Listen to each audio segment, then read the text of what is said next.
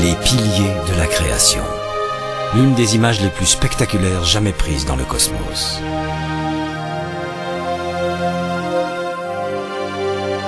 Ils font partie de la nébuleuse de l'Aigle, là où naissent des étoiles.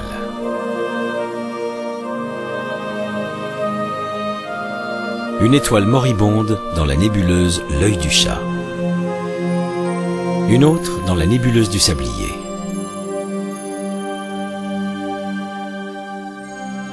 Ce sont les chefs-d'œuvre du télescope spatial Hubble.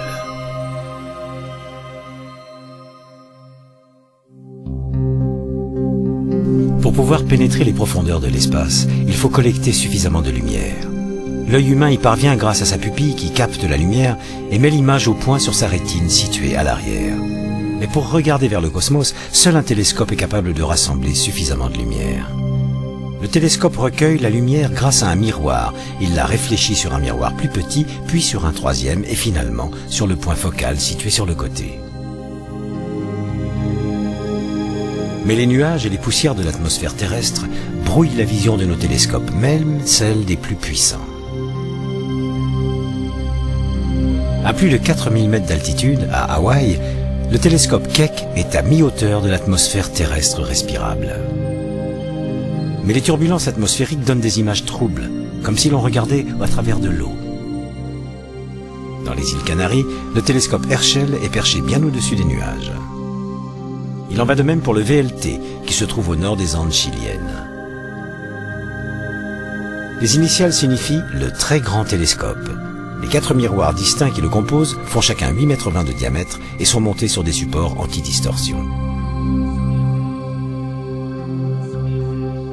Ils viennent compenser n'importe quelle déformation que subissent les gigantesques miroirs lorsqu'ils sont orientés vers les différentes régions du ciel.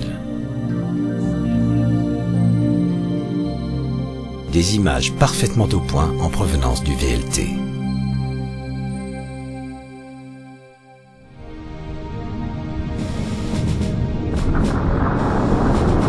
Mais pour une meilleure qualité d'observation, rien ne vaut la clarté de l'espace. 1990, la navette américaine lance le télescope spatial Hubble. Le télescope est déposé dans l'espace par le bras robotisé de la navette. Les astronautes le placent doucement sur une orbite terrestre. Un œil de 2 milliards de dollars à 600 km au-dessus de notre planète. Libéré de l'atmosphère terrestre, Hubble nous offre la vue la plus précise de l'univers. Il doit voir des détails 10 fois plus fins que les télescopes terrestres et être 30 fois plus sensible à la lumière. Cette lumière est focalisée par 2 miroirs, puis elle est analysée par 5 instruments spéciaux placés à l'arrière. Mais il y a un problème. Le centre du grand miroir n'est pas assez creux, ce qui signifie que la lumière arrive en 2 points de convergence au lieu d'un. Les images de Hubble sont floues, même si les corrections apportées par les ordinateurs aident à les rendre plus nettes. De ceci à cela. En dépit de ce problème, c'est un succès. Au centre de 2 jets galactiques, Hubble identifie un trou noir massif. La galaxie d'Andromède. De toute évidence, elle a déjà absorbé une autre galaxie. Hubble y découvre un noyau double.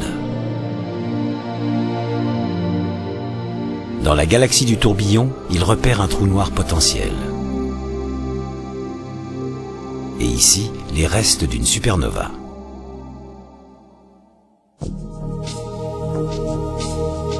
Mais Hubble a besoin d'une réparation.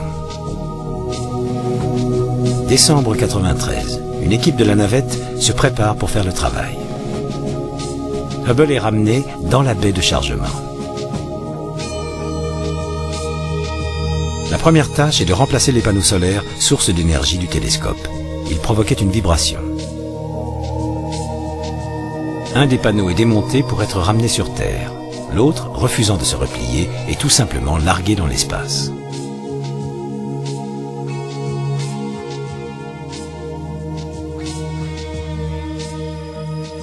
Hubble a été conçu pour être entretenu dans l'espace, mais là, il s'agit d'une véritable reconstruction.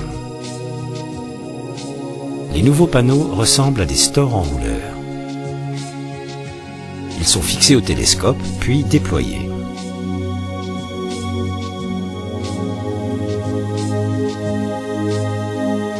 Voici l'essentiel de cette réparation.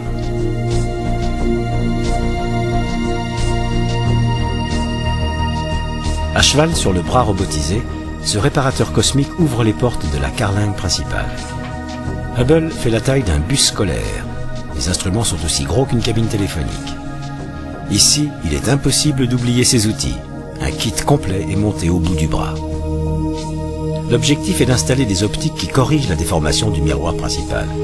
L'instrument le moins utile de Hubble, un appareil de mesure de lumière, est enlevé et remplacé par un module correcteur. Il faut ensuite replacer une caméra qui constitue à elle seule 50% du savoir-faire scientifique de Hubble. La moitié du temps, les astronautes travaillent à la lumière des projecteurs, car le télescope fait le tour de la Terre en 95 minutes et passe rapidement du jour à la nuit.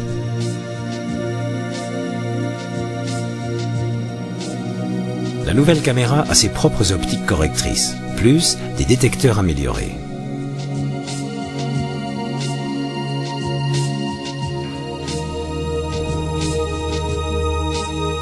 Grâce aux astronautes, la mission connaît un succès retentissant. Une erreur d'1 cinquantième de l'épaisseur d'un cheveu humain est corrigée. L'acuité visuelle de Hubble est de 10 sur 10.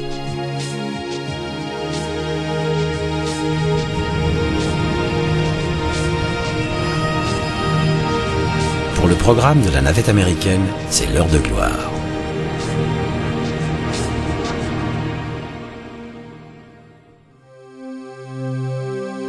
Équipé de ces nouvelles lunettes, Hubble tient toutes ses promesses. Les optiques correctrices fonctionnent à merveille. De minuscules miroirs, pas plus gros qu'un ongle, compensent la déformation du miroir principal. Ils assurent une parfaite mise au point de la lumière qui arrive.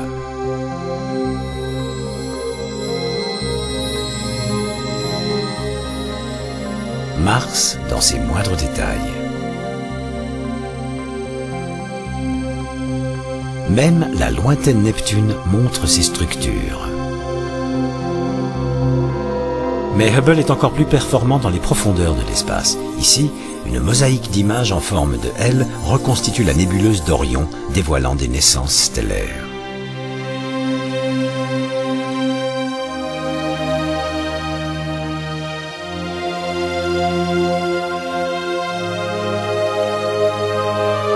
Voici des amas de jeunes étoiles chaudes.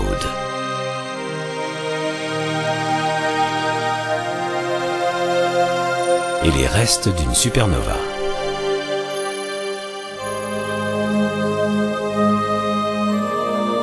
La nébuleuse du Lagon vue par Hubble.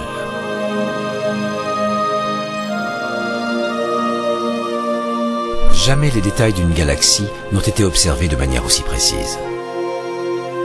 La nébuleuse de l'œuf, en lumière ordinaire, puis en infrarouge. Une galaxie vue par deux instruments différents, du gaz jaillissant du noyau. Regardez la puissance de Hubble tandis qu'il sonde une petite zone du ciel dépourvue d'étoiles ou de galaxies proches.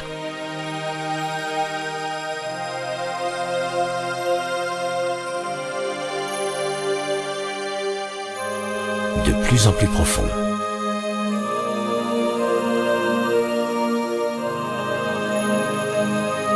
Et pour finir, on découvre certaines des plus lointaines galaxies jamais observées, qui émettent une lumière 4 milliards de fois plus faible que la limite inférieure de la perception visuelle humaine. Hubble nous a déjà dévoilé l'univers comme on ne l'avait jamais vu. Que nous réserve-t-il ?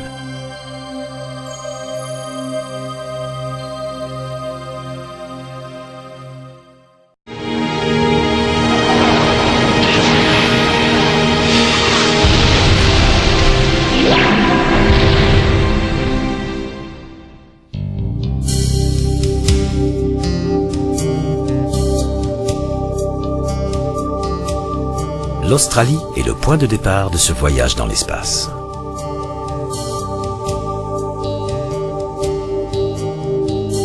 Les voyages sont censés élargir les horizons de l'esprit. Celui-ci a pour but de mesurer l'espace et de nous situer dans un contexte aussi large que possible, l'univers. Nous partons de l'Australie car l'endroit est excellent pour observer nos galaxies les plus proches. 2 mini-galaxies que l'on appelle les nuages de Magellan. Le petit nuage se trouve au centre, le grand à droite. En 1987, au sein du grand nuage, une supernova explose. En fait, cette supergéante a rendu l'âme il y a plus de 160 000 ans. C'est le temps qu'a mis la lumière de l'explosion pour nous parvenir.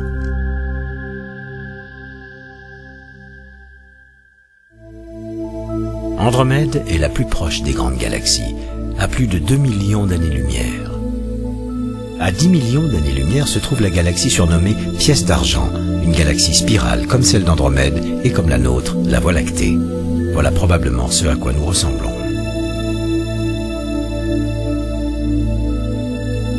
Une spirale vue de dessus, la galaxie M83 qui se trouve également à 10 millions d'années-lumière. Allons maintenant 2 fois plus loin. La lumière de cette galaxie met 20 millions d'années pour nous atteindre. De celle-ci, 35 millions d'années. Et de la magnifique galaxie du Sombrero, 40 millions d'années. Ces distances semblent énormes, mais toutes ces galaxies spirales sont relativement proches de la nôtre. Cette galaxie, Virgo A, est différente. Sa forme elliptique la fait ressembler à un ballon de basket. Elle fait partie d'un amas qui se trouve à plus de 60 millions d'années-lumière.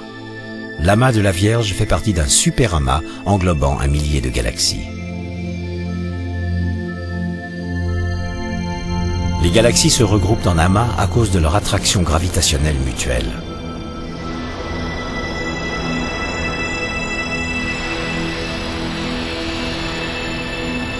Mais comment savons-nous cela? Comment mesurons-nous le cosmos, ou tout simplement la distance qui sépare la Terre de notre centre galactique?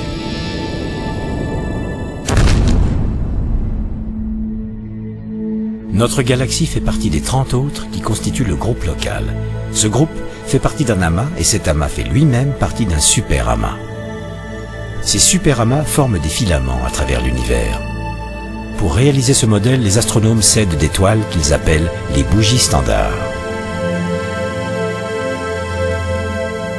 Il y en a une dans cette galaxie, une étoile pulsante qui s'allume et s'éteint aussi régulièrement qu'un mouvement d'horloge. On l'appelle une variable céphéide, une étoile dont la luminosité varie en fonction de sa dilatation ou de sa contraction. Celle-ci est grosse et lumineuse, et ses pulsations sont lentes. Cette céphéide est plus petite et moins lumineuse, ses pulsations sont plus rapides. La variabilité des pulsations dépend donc directement de la luminosité intrinsèque de l'étoile. Ainsi, en connaissant la distance et l'éclat de ces céphéides proches, nous pouvons calculer la distance des céphéides lointaines, céphéides à l'éclat plus faible, mais qui battent au même rythme.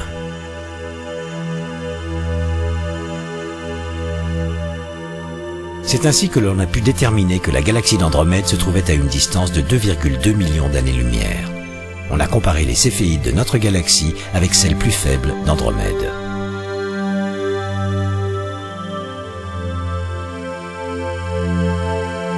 Mais nos télescopes basés au sol ne peuvent détecter que les céphéides se trouvant à environ 15 millions d'années-lumière. Seul le télescope spatial Hubble est assez puissant pour les détecter dans cette galaxie à 55 millions d'années-lumière. Dans cette galaxie, à plus de 80 millions d'années-lumière.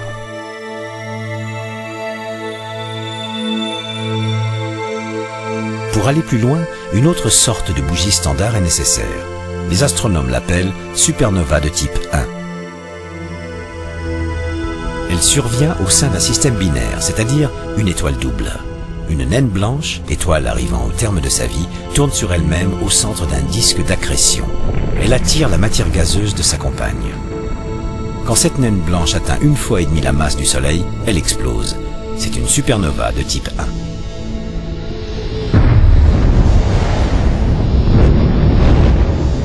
1. L'intensité de l'explosion est toujours la même. C'est notre nouvelle bougie standard de référence. Grâce aux céphéides, nous connaissons la distance de cette galaxie. Mais parce qu'elle contient aussi une supernova de type 1, on en déduit la distance de notre nouvelle bougie standard. Cette bougie référence, la supernova de type 1, nous permet de sonder les profondeurs de l'espace 100 fois plus loin.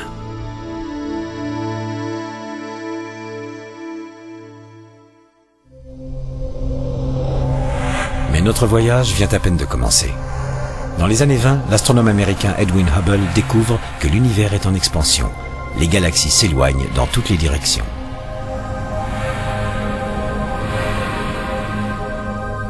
On trouve la preuve de ce phénomène dans leur lumière. Quand une galaxie s'éloigne, les raies de son spectre sont décalées vers le rouge.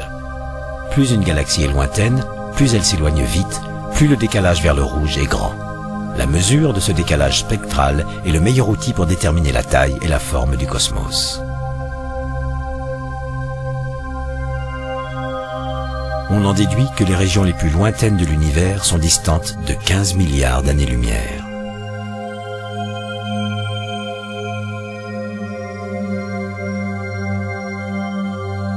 En cartographiant le ciel au début des années 60, les astronomes identifient des sources radio de forte intensité. À travers les télescopes optiques, ces sources ressemblent à de simples étoiles. Or, leur décalage vers le rouge prouve qu'elles sont situées à des milliards d'années-lumière, contrairement aux étoiles. Ce ne sont pas des radiogalaxies ordinaires comme celle-ci, Centaurus A, qui émettent en radio mais dégagent beaucoup moins d'énergie. Ce ne sont pas non plus les galaxies de Seyfert, des sources radio qui ont un noyau très lumineux. Les Seyfert sont 100 fois moins énergétiques que les radiogalaxies et au moins 10 000 fois moins que ces nouvelles sources. Mais toutes les trois puisent leur énergie dans des trous noirs supermassifs, des puits de gravitation voraces. Dans ces nouvelles sources que les radioastronomes ont baptisées quasars, les trous noirs sont gigantesques, dévorant l'équivalent de 600 masses terrestres à la minute.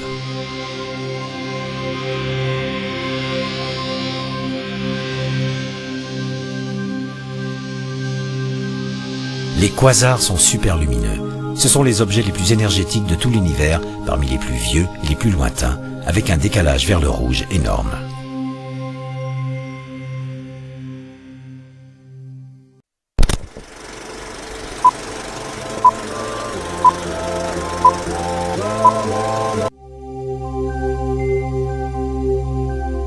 L'exploration des profondeurs du cosmos a permis une autre grande découverte, les galaxies en collision.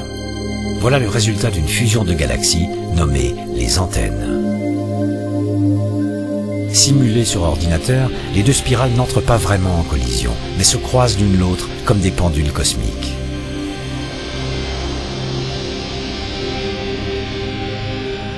L'interaction gravitationnelle leur fait éjecter deux grandes queues, comme les antennes d'un insecte. La fusion déclenche une flambée d'étoiles. De nouvelles étoiles naissent subitement. Les antennes sont à 63 millions d'années-lumière de la Terre. En leur centre, un feu d'artifice d'étoiles naissantes. Cette collision est en train de leur mettre des bâtons dans les roues.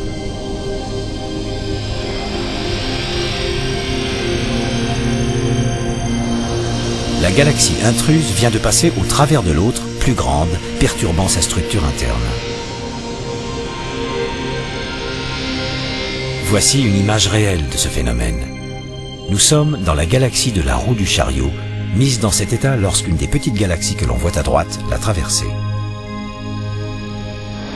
Dans ce type de collision, aucune des deux galaxies ne subsiste vraiment. C'est plutôt une super-galaxie qui se forme.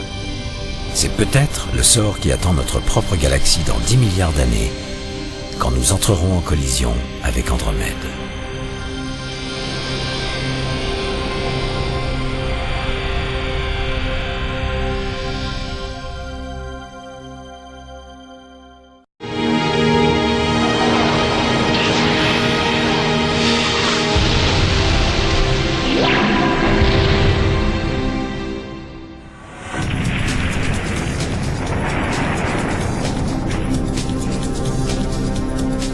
Nous vivons au sein d'un grand mystère. Un mystère appelé univers. Nous sommes capables de le mesurer, de l'analyser, de l'observer et même de l'explorer. Mais qu'est-ce que l'univers? Comment a-t-il commencé? Pourquoi et comment pourrait-il finir un jour? Certains refusent l'idée selon laquelle il serait né dans un Big Bang. Les cosmologistes acceptent pour la plupart cette théorie, mais s'ils peuvent expliquer le comment, ils n'ont aucune idée du pourquoi.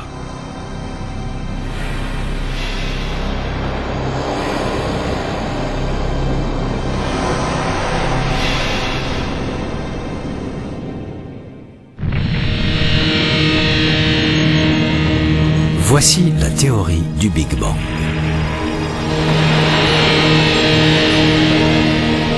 Tout est parti d'une seule explosion cataclysmique. Un grain à peine plus gros qu'un atome et extrêmement chaud a engendré la matière, l'espace et le temps.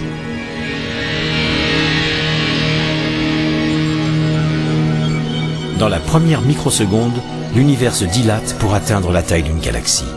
C'est une véritable soupe de particules qui gonfle sans cesse. Elle est si brûlante que l'énergie engendre spontanément la matière et l'antimatière. Elles s'anéantissent mutuellement, puis tout recommence. La matière ne l'emporte sur l'antimatière que d'1 milliardième.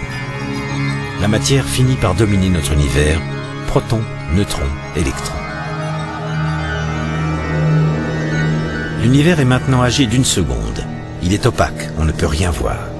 Mais les physiciens ont réussi à le décrire. Dans ce tourbillon en expansion bouillonnent des particules subatomiques. Les atomes sont sur le point de se former. 3 minutes après le Big Bang, les premiers éléments chimiques sont créés. Hydrogène, hélium et un soupçon de lithium. Le cosmos reste plongé dans le brouillard pendant 300 000 ans. Mais à mesure qu'il se dilate, les températures diminuent. Notre univers devient alors transparent. Pour la première fois, la lumière et autres rayonnements peuvent se propager dans l'espace.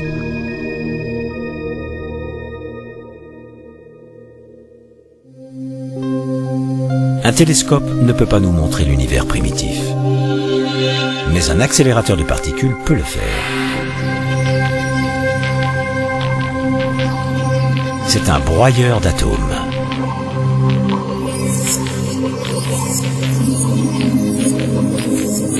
Les particules électrisées sont projetées les unes contre les autres à des vitesses proches de celles de la lumière. Pendant une infime seconde, nous avons reconstitué l'univers primitif. Les collisions reproduisent, l'espace d'un instant, les particules subatomiques qui régnaient en abondance juste après le Big Bang. Le voile se lève peu à peu sur cet univers opaque. En 1965, Robert Wilson et Arno Penzias détectent le premier rayonnement de l'univers visible. Le cornet qui se trouve derrière eux capture un rayonnement micro-ondes provenant de toutes les directions. C'est un écho du Big Bang refroidi à moins 270 degrés Celsius. Comme l'univers s'est refroidi, ce signal, en ultraviolet à l'origine, s'est décalé vers les ondes millimétriques. On l'appelle le fond diffus cosmologique. Voici Kobe, l'explorateur du fond diffus. Il donne un sens au rayonnement millimétrique.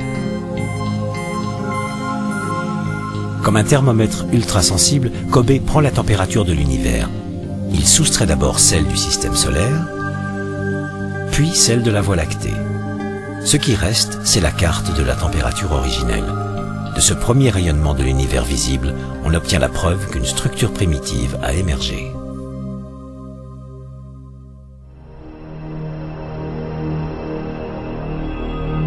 Cette structure met 1 milliard d'années pour se développer. Tout restant en expansion, les galaxies forment des amas, les amas des filaments, et les vides qui les séparent deviennent de plus en plus grands. Ici, c'est l'attraction gravitationnelle mutuelle qui rassemble les groupes de galaxies en amas et les amas en superamas.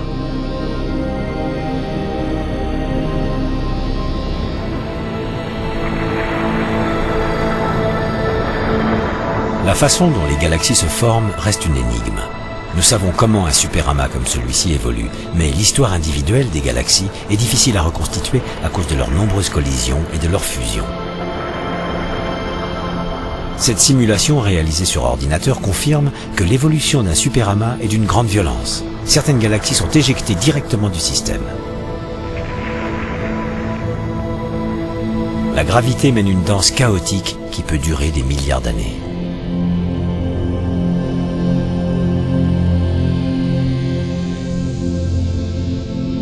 Les jeunes galaxies de l'univers primitif paraissent petites et irrégulières, sûrement le produit des fusions répétées entre de petits groupes d'étoiles. Ces bébés galaxies n'ont que très peu de ressemblance avec une galaxie spirale arrivée à maturité, comme celle-ci.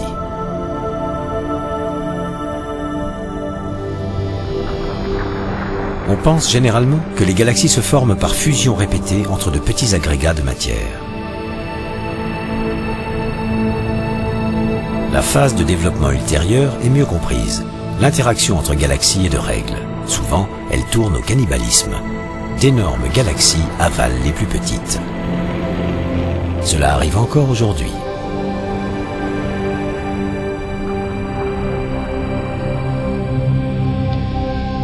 Mais où en sommes-nous? Quel est l'âge de l'univers? Si l'univers se dilate relativement lentement, on en déduit que le Big Bang a commencé il y a environ 15 milliards d'années. S'il se dilate rapidement, alors l'univers est plus jeune, entre 10 et 13 milliards d'années.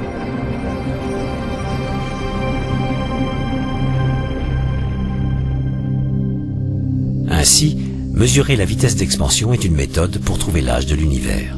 Une autre méthode consiste à regarder les étoiles qui se trouvent en dehors du plan de notre galaxie. Ces étoiles se regroupent en amas, on en compte jusqu'à 1 million. On les appelle les amas globulaires. Ils contiennent les plus anciennes étoiles de l'univers. En analysant leur lumière, on a supposé au départ que ces étoiles étaient âgées de 15 milliards d'années, mais les résultats de la première méthode de datation donnent à l'univers un âge de 11 milliards d'années. Or, ces étoiles ne peuvent être plus âgées que l'univers lui-même.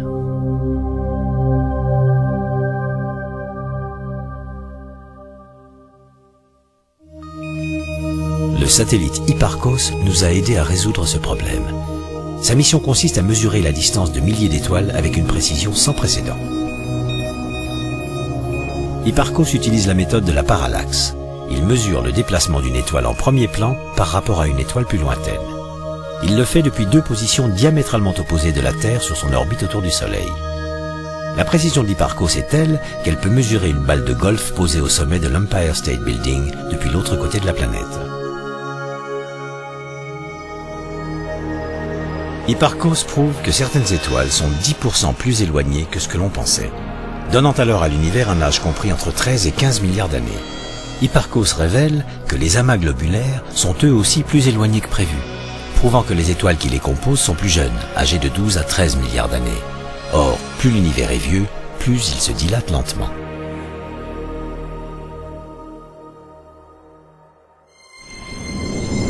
Serait-il capable de s'arrêter un jour et de faire machine arrière?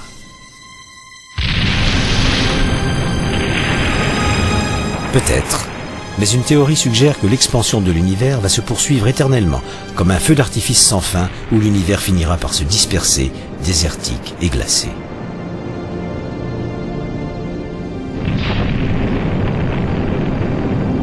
La théorie du Big Crunch est plus spectaculaire. Lorsque l'expansion s'épuise, l'univers vacille.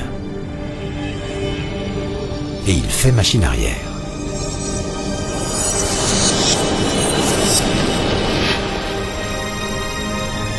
Cela ne pourrait arriver que s'il y avait suffisamment de matière dans l'univers, car la matière engendre la gravité et seule la gravité peut orchestrer un tel écrasement final.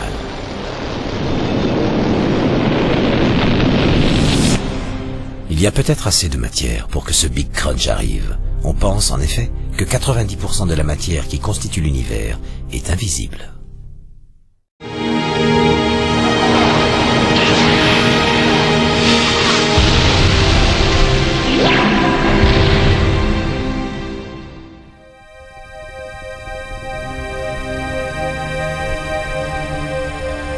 Personne n'a jamais vu de trou noir, car rien, pas même la lumière, ne peut s'échapper d'un pareil champ gravitationnel. Tout comme les trous noirs, 90% de la matière dans l'univers est invisible. Les astronomes l'appellent la matière sombre. Cette masse cachée n'est détectable en aucune longueur d'onde, ni en rayons gamma, ni en ondes radio. Avec les 9/10 du tableau cosmique ainsi caché, nos théories sur l'univers pourraient se révéler complètement fausses. La matière sombre pourrait être principalement responsable du développement et de la structure de l'univers. Le problème est que la presque totalité de cette structure échappe à notre perception visuelle. Tout ce que nous savons, c'est que le cosmos est fait de monstres voraces et invisibles.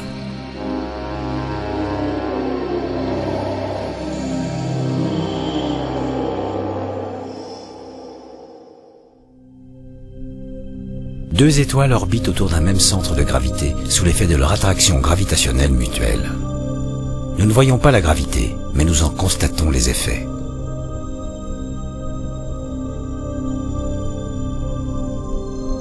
La gravité de la matière sombre affecte la rotation de cette galaxie. Cette rotation se mesure grâce à l'effet Doppler. Les résultats montrent que les parties les plus éloignées de la galaxie tournent beaucoup plus vite que sa matière visible ne le justifie. C'est à cause de la matière sombre. Probablement un halo caché de matière pouvant être 10 fois plus massif que la matière visible et qui accélère la rotation galactique.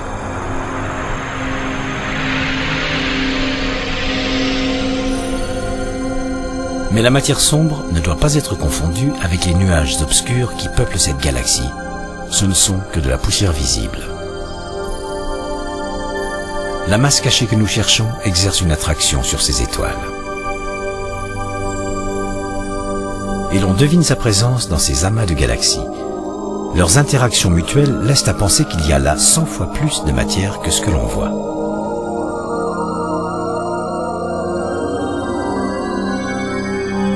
Mais qu'est-ce que la matière sombre? Est-elle composée d'étoiles mortes, d'étoiles avortées ou bien de trous noirs, ou encore de particules subatomiques exotiques?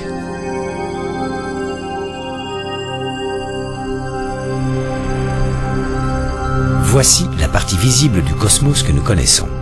La nature de la matière sombre et la manière dont elle façonne l'univers restent deux des plus grands mystères de la cosmologie.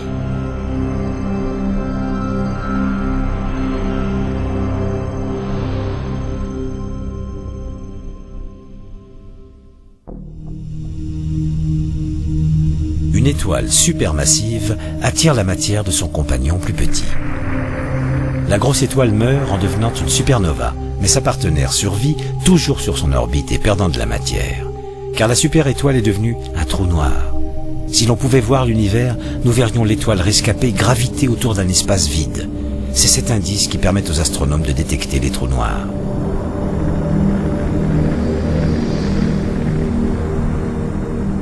En voici un autre. Bien qu'invisible, le trou noir distord la lumière et l'espace dans son voisinage.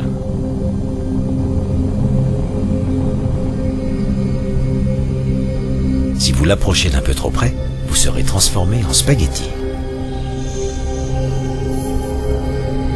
Un trou noir est une étoile morte d'une telle densité et d'une telle gravité que rien ne peut lui échapper. Pour former un trou noir, le noyau de l'étoile qui a explosé doit faire au moins 3 fois la masse du Soleil. Imaginez une seconde que la Terre soit un trou noir. La masse de notre planète est alors comprimée pour ne plus faire que 8 mm. Elle est si dense que la lumière ne peut pas s'échapper, et rien ne va plus vite que la lumière.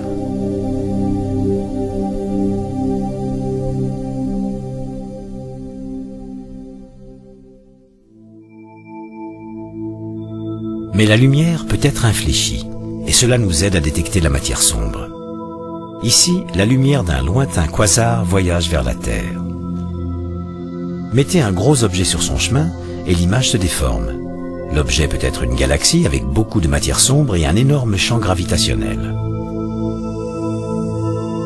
Une étrange lentille est créée par la gravitation de la matière sombre. L'image est brouillée, puis multipliée, car la gravité attire à elle la lumière du quasar. Depuis la Terre, on voit 4 images du même quasar avec la galaxie lentille au centre.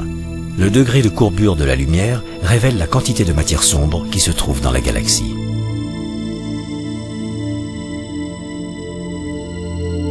Quand la lentille gravitationnelle est moins symétrique, elle déforme davantage les images. Les arcs bleutés sont des galaxies très lointaines, distordues par l'amas de galaxies au premier plan. Mais le principe reste le même. La lentille gravitationnelle permet à nos scientifiques de peser la matière sombre.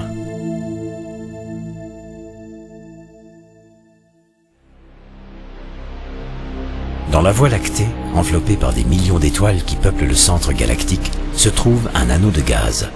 Sa masse est de 30 000 soleils. Pour beaucoup d'astronomes, un tel tourbillon prouve une seule chose, l'attraction d'un trou noir massif, un gouffre au centre de notre galaxie qui a avalé 1 million de soleils.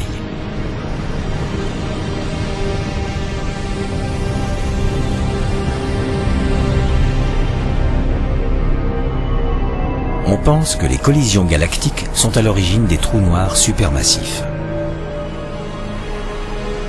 Telles des danseuses célestes, deux galaxies fusionnent.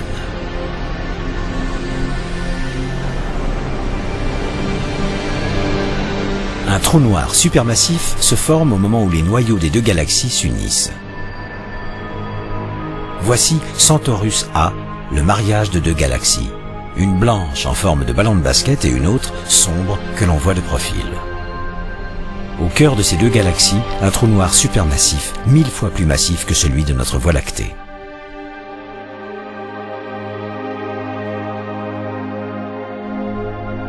En voilà un autre, aussi gros. Un trou noir supermassif est entouré d'un disque d'accrétion. Soumis à son irrésistible gravité, la matière s'engouffre en spirale vers l'intérieur. Une partie de la matière forme des jets perpendiculaires au disque, sauvée du gouffre grâce à l'onde de choc autour du noyau central. Heure après heure, l'équivalent de 4 masses terrestres est avalé. Ceci est un trou noir supermassif encore plus gros, 2,5 milliards de fois la masse du Soleil.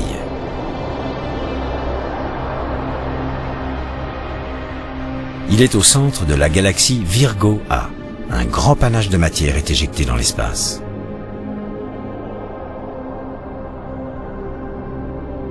Voici Virgo A à travers le télescope spatial Hubble.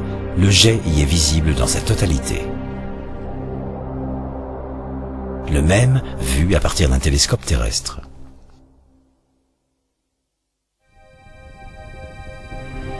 Mais les trous noirs les plus impressionnants sont ceux attachés à des quasars. Les quasars brûlent au centre des galaxies lointaines, si éblouissants qu'ils éclipsent les galaxies elles-mêmes.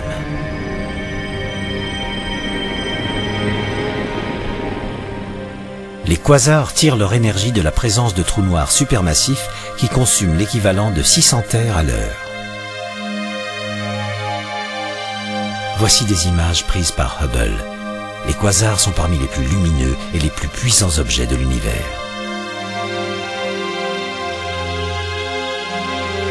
Albert Einstein, le grand physicien du XXe siècle, avait prévu la plupart des effets liés aux objets supermassifs.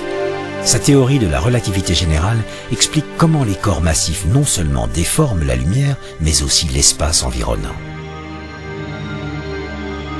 Notre univers vibre sous les tensions gravitationnelles engendrées par les objets supermassifs. Le trou noir crée les plus fortes distorsions de l'espace. Il déforme tellement l'espace et la lumière que nous n'avons aucune idée de ce qui se passe à l'intérieur. Il pourrait y avoir des sortes de portes reliées à d'autres parties du cosmos, ou même, pourquoi pas, à un autre univers.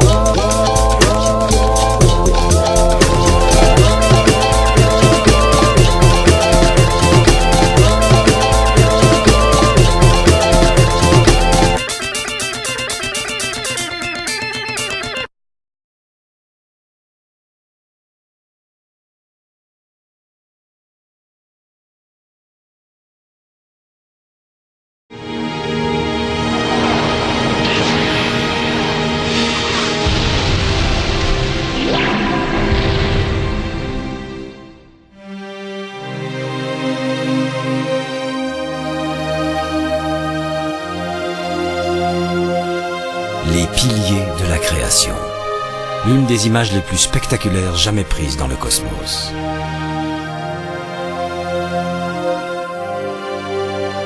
Ils font partie de la nébuleuse de l'Aigle, là où naissent des étoiles.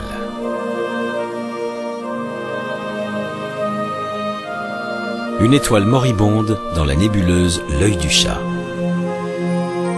Une autre dans la nébuleuse du Sablier.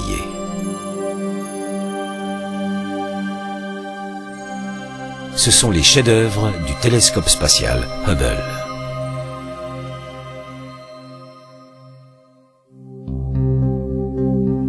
Pour pouvoir pénétrer les profondeurs de l'espace, il faut collecter suffisamment de lumière. L'œil humain y parvient grâce à sa pupille qui capte la lumière et met l'image au point sur sa rétine située à l'arrière. Mais pour regarder vers le cosmos, seul un télescope est capable de rassembler suffisamment de lumière. Le télescope recueille la lumière grâce à un miroir. Il la réfléchit sur un miroir plus petit, puis sur un troisième et finalement sur le point focal situé sur le côté. Mais les nuages et les poussières de l'atmosphère terrestre brouillent la vision de nos télescopes, même celle des plus puissants. À plus de 4000 mètres d'altitude, à Hawaï, le télescope Keck est à mi-hauteur de l'atmosphère terrestre respirable. Mais les turbulences atmosphériques donnent des images troubles, comme si l'on regardait à travers de l'eau. Dans les îles Canaries, le télescope Herschel est perché bien au-dessus des nuages. Il en va de même pour le VLT, qui se trouve au nord des Andes chiliennes. Les initiales signifient le très grand télescope. Les 4 miroirs distincts qui le composent font chacun 8,20 mètres de diamètre et sont montés sur des supports anti-distorsion. Ils viennent compenser n'importe quelle déformation que subissent les gigantesques miroirs lorsqu'ils sont orientés vers les différentes régions du ciel. Des images parfaitement au point en provenance du VLT.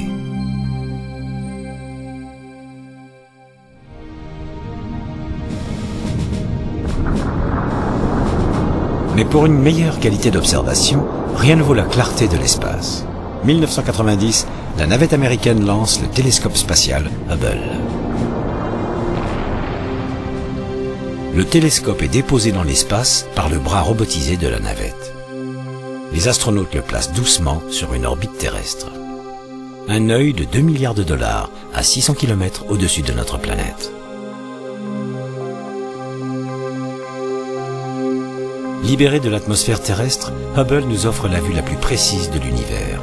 Il doit voir des détails 10 fois plus fins que les télescopes terrestres et être 30 fois plus sensible à la lumière. Cette lumière est focalisée par 2 miroirs, puis elle est analysée par 5 instruments spéciaux placés à l'arrière. Mais il y a un problème. Le centre du grand miroir n'est pas assez creux, ce qui signifie que la lumière arrive en 2 points de convergence au lieu d'un. Les images de Hubble sont floues, même si les corrections apportées par les ordinateurs aident à les rendre plus nettes. De ceci, à cela. En dépit de ce problème, c'est un succès. Au centre de 2 jets galactiques, Hubble identifie un trou noir massif. La galaxie d'Andromède. De toute évidence, elle a déjà absorbé une autre galaxie. Hubble y découvre un noyau double. Dans la galaxie du tourbillon, il repère un trou noir potentiel. Et ici, les restes d'une supernova.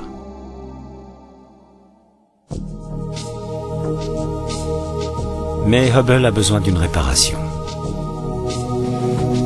Décembre 93, une équipe de la navette se prépare pour faire le travail. Hubble est ramené dans la baie de chargement. La première tâche est de remplacer les panneaux solaires, source d'énergie du télescope. Ils provoquaient une vibration. Un des panneaux est démonté pour être ramené sur Terre. L'autre, refusant de se replier, est tout simplement largué dans l'espace.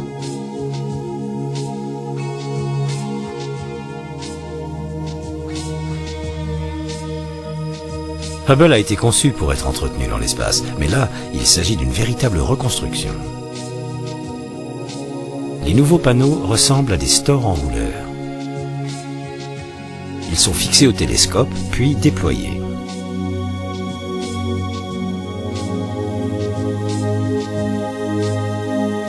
Voici l'essentiel de cette réparation.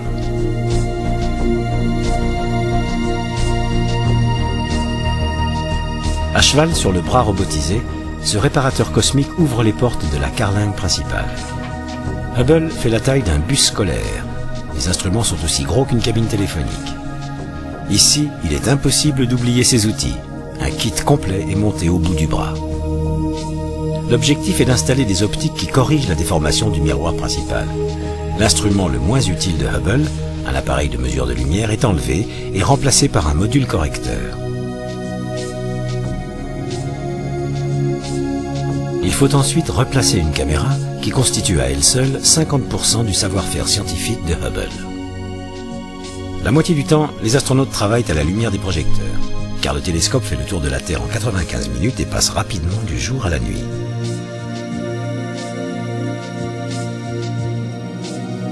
La nouvelle caméra a ses propres optiques correctrices, plus des détecteurs améliorés.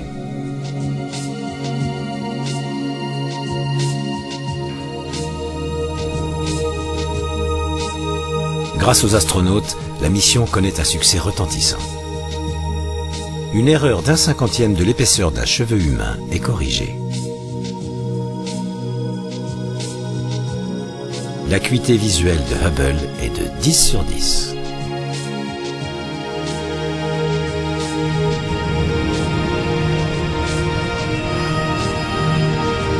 Pour le programme de la navette américaine, c'est l'heure de gloire.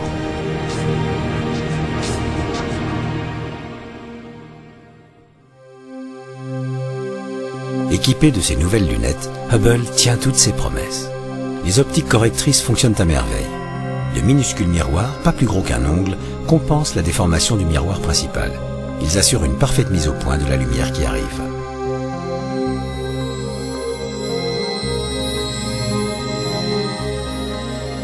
Mars dans ses moindres détails. Même la lointaine Neptune montre ses structures. Mais Hubble est encore plus performant dans les profondeurs de l'espace. Ici, une mosaïque d'images en forme de L reconstitue la nébuleuse d'Orion, dévoilant des naissances stellaires.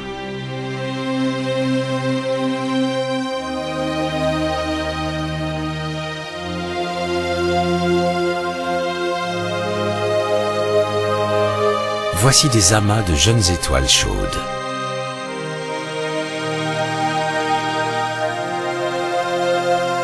Et les restes d'une supernova.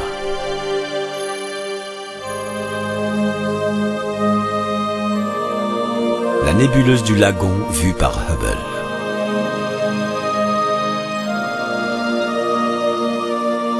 Jamais les détails d'une galaxie n'ont été observés de manière aussi précise. La nébuleuse de l'œuf, en lumière ordinaire, puis en infrarouge. Une galaxie vue par deux instruments différents, du gaz jaillissant du noyau.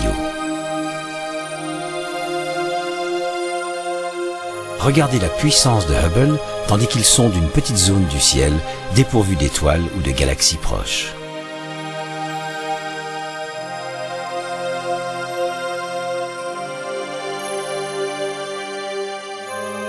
De plus en plus profond.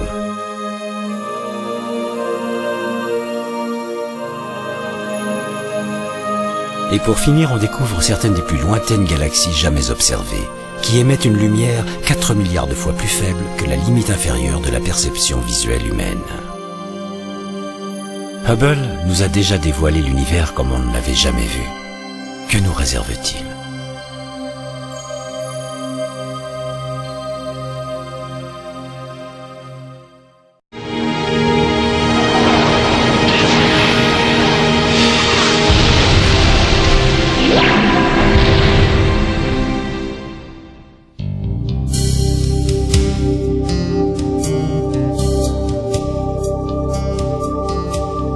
L'Australie est le point de départ de ce voyage dans l'espace.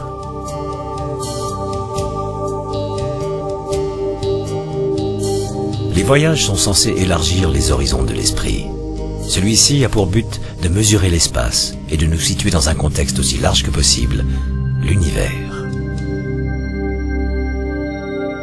Nous partons de l'Australie car l'endroit est excellent pour observer nos galaxies les plus proches. Deux mini-galaxies que l'on appelle les nuages de Magellan. Le petit nuage se trouve au centre, le grand à droite. En 1987, au sein du grand nuage, une supernova explose. En fait, cette supergéante a rendu l'âme il y a plus de 160 000 ans. C'est le temps qu'a mis la lumière de l'explosion pour nous parvenir.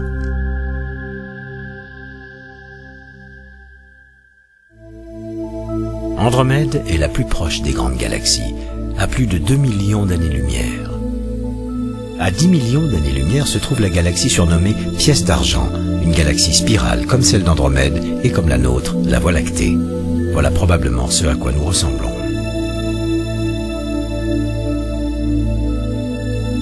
Une spirale vue de dessus, la galaxie M83 qui se trouve également à 10 millions d'années-lumière. Allons maintenant 2 fois plus loin. La lumière de cette galaxie met 20 millions d'années pour nous atteindre. De celle-ci, 35 millions d'années. Et de la magnifique galaxie du Sombrero, 40 millions d'années. Ces distances semblent énormes, mais toutes ces galaxies spirales sont relativement proches de la nôtre. Cette galaxie, Virgo A, est différente. Sa forme elliptique la fait ressembler à un ballon de basket. Elle fait partie d'un amas qui se trouve à plus de 60 millions d'années-lumière. L'amas de la Vierge fait partie d'un super amas englobant un millier de galaxies. Les galaxies se regroupent en amas à cause de leur attraction gravitationnelle mutuelle.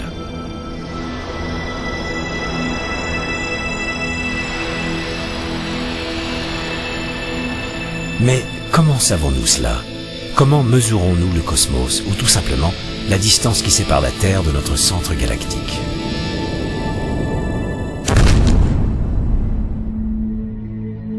Notre galaxie fait partie des 30 autres qui constituent le groupe local. Ce groupe fait partie d'un amas et cet amas fait lui-même partie d'un super amas. Ces super amas forment des filaments à travers l'univers. Pour réaliser ce modèle, les astronomes s'aident d'étoiles qu'ils appellent les bougies standards. Il y en a une dans cette galaxie, une étoile pulsante qui s'allume et s'éteint aussi régulièrement qu'un mouvement d'horloge. On l'appelle une variable céphéide, une étoile dont la luminosité varie en fonction de sa dilatation ou de sa contraction. Celle-ci est grosse et lumineuse, et ses pulsations sont lentes. Cette céphéide est plus petite et moins lumineuse, ses pulsations sont plus rapides. La variabilité des pulsations dépend donc directement de la luminosité intrinsèque de l'étoile. Ainsi, en connaissant la distance et l'éclat de ces céphéides proches, nous pouvons calculer la distance des céphéides lointaines, céphéides à l'éclat plus faible, mais qui battent au même rythme.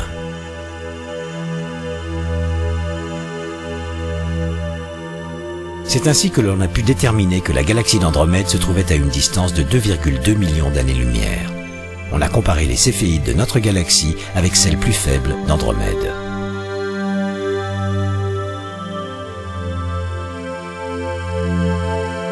Mais nos télescopes basés au sol ne peuvent détecter que les céphéides se trouvant à environ 15 millions d'années-lumière. Seul le télescope spatial Hubble est assez puissant pour les détecter dans cette galaxie à 55 millions d'années-lumière. Dans cette galaxie, à plus de 80 millions d'années-lumière.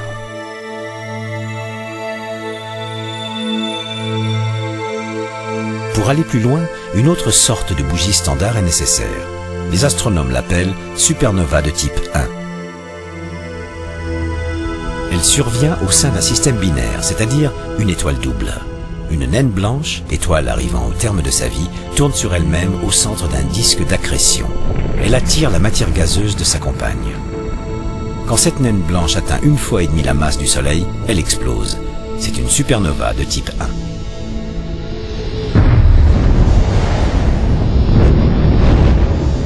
L'intensité de l'explosion est toujours la même. C'est notre nouvelle bougie standard de référence. Grâce aux céphéides, nous connaissons la distance de cette galaxie. Mais parce qu'elle contient aussi une supernova de type 1, on en déduit la distance de notre nouvelle bougie standard. Cette bougie référence, la supernova de type 1, nous permet de sonder les profondeurs de l'espace 100 fois plus loin.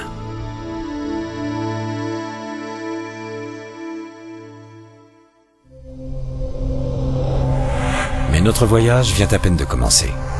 Dans les années 20, l'astronome américain Edwin Hubble découvre que l'univers est en expansion. Les galaxies s'éloignent dans toutes les directions.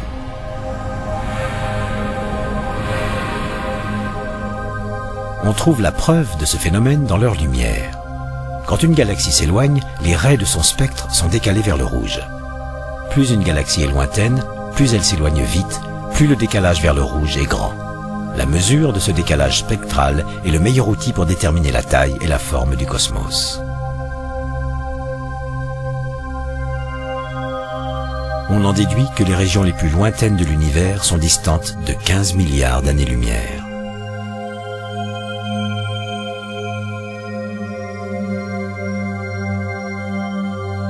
En cartographiant le ciel au début des années 60, les astronomes identifient des sources radio de forte intensité. À travers les télescopes optiques, ces sources ressemblent à de simples étoiles. Or, leur décalage vers le rouge prouve qu'elles sont situées à des milliards d'années-lumière, contrairement aux étoiles. Ce ne sont pas des radiogalaxies ordinaires comme celle-ci, Centaurus A, qui émettent en radio mais dégagent beaucoup moins d'énergie. Ce ne sont pas non plus les galaxies de Céphère, des sources radio qui ont un noyau très lumineux. Les céphères sont 100 fois moins énergétiques que les radiogalaxies et au moins 10 000 fois moins que ces nouvelles sources. Mais toutes les trois puisent leur énergie dans des trous noirs supermassifs, des puits de gravitation voraces.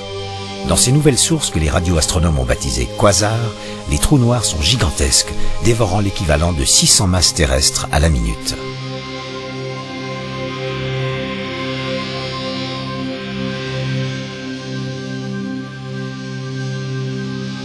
Les quasars sont super lumineux. Ce sont les objets les plus énergétiques de tout l'univers, parmi les plus vieux et les plus lointains, avec un décalage vers le rouge énorme.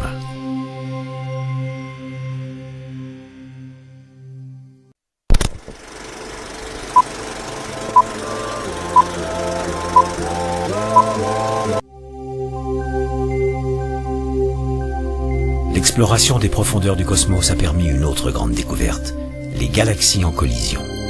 Voilà le résultat d'une fusion de galaxies nommée les antennes.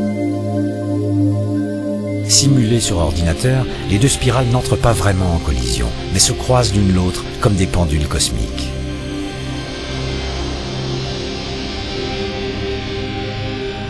L'interaction gravitationnelle leur fait éjecter deux grandes queues, comme les antennes d'un insecte. La fusion déclenche une flambée d'étoiles. De nouvelles étoiles naissent subitement. Les antennes sont à 63 millions d'années-lumière de la Terre. En leur centre, un feu d'artifice d'étoiles naissantes. Cette collision est en train de leur mettre des bâtons dans les roues.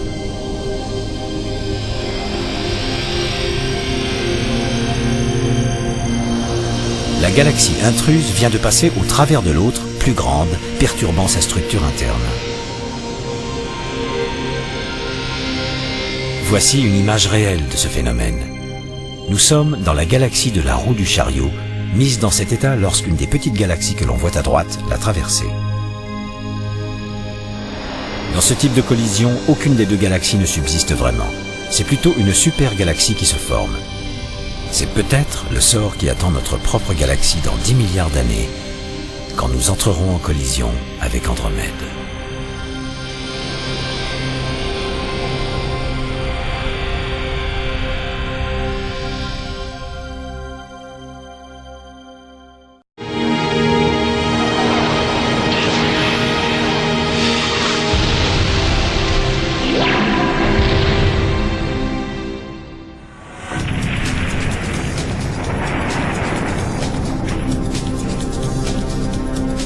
Nous vivons au sein d'un grand mystère. Un mystère appelé univers. Nous sommes capables de le mesurer, de l'analyser, de l'observer et même de l'explorer. Mais qu'est-ce que l'univers? Comment a-t-il commencé? Pourquoi et comment pourrait-il finir un jour? Certains refusent l'idée selon laquelle il serait né dans un Big Bang. Les cosmologistes acceptent pour la plupart cette théorie, mais s'ils peuvent expliquer le comment, ils n'ont aucune idée du pourquoi.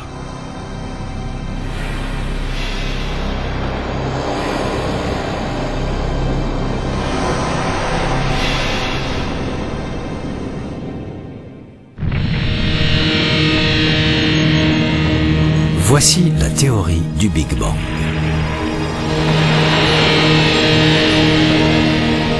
Tout est parti d'une seule explosion cataclysmique. Un grain à peine plus gros qu'un atome et extrêmement chaud a engendré la matière, l'espace et le temps.